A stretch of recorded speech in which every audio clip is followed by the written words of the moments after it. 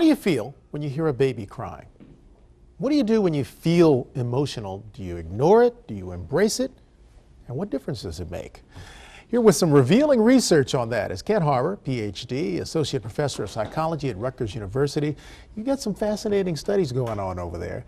This one talking about how we embrace or not our emotions and what makes a difference. Talk about this study.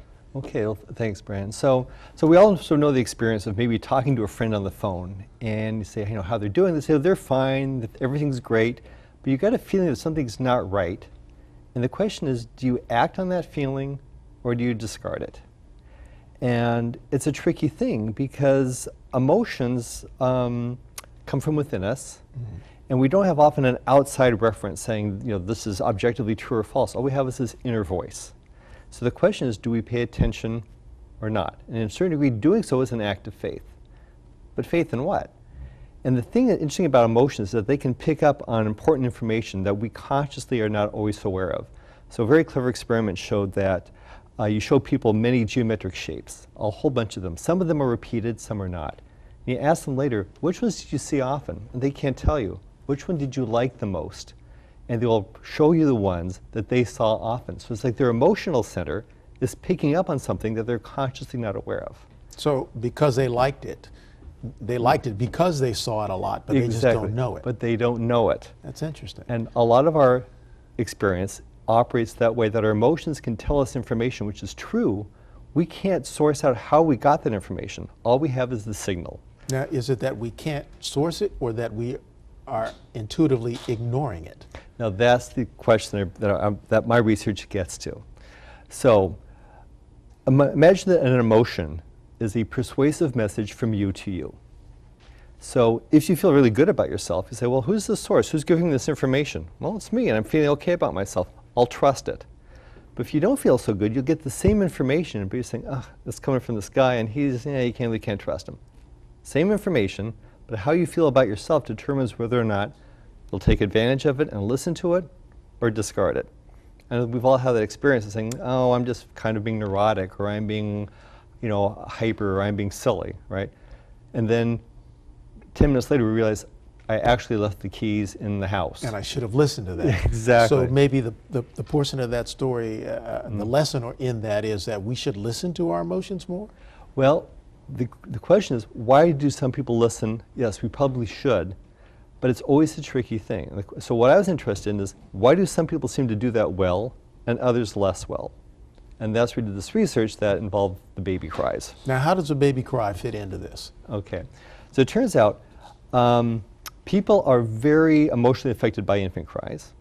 But infant cries are kind of ambiguous. The infant can't tell you exactly, you know, hey, it's time for me to be fed, or hey, it's time for my diaper to be changed. They just can give you this emotional signal. Turns out adults are very attuned to babies' feelings. They respond emotionally to their cries, and they use those emotions to understand the baby's cries. So for me, this is a good source to see whether or not people with high self-esteem would be more likely to use their own emotional reactions to interpreting a baby than people with low self-esteem. So the study is very simple. We brought people to the lab. They listened to a series of these disturbing baby cries. Some of them were sort of whimpers, some of them were wails, anything in between. They heard the cry, and they rated on a 1 to 7 scale, how upset is the baby? And then afterwards, we asked them, how upset did it make you feel to hear these cries? So, and before we did all this, weeks before, we identified people who had high or medium or low self-esteem. So what we found, I think what we're looking for was not who was more or less upset by the babies, because there really wasn't any difference. Mm-hmm. What we were interested in is, what was the connection between how upset you felt and how upset you thought the baby was? People with high self-esteem, if they were very upset, they said the baby was upset. If they themselves felt a little upset, they said the baby's upset was lowest, as if the ratings of the babies rose and fell with the tide of their own emotional response. They were using their emotions as information. For people with low esteem, they could feel very upset, or they could feel not very upset hearing the cries, but had very little relation on how they rated the babies. They had the same information, they just didn't pay attention to it. So they were more introspective, perhaps more attuned to what they were feeling than they could care less about the baby, they're thinking about themselves. Well, it's a good question. What they were thinking is, but it's what they were not doing apparently was using their own emotions as information. They had the same emotional response, but their emotional response did not inform them about understanding the baby. Mm-hmm.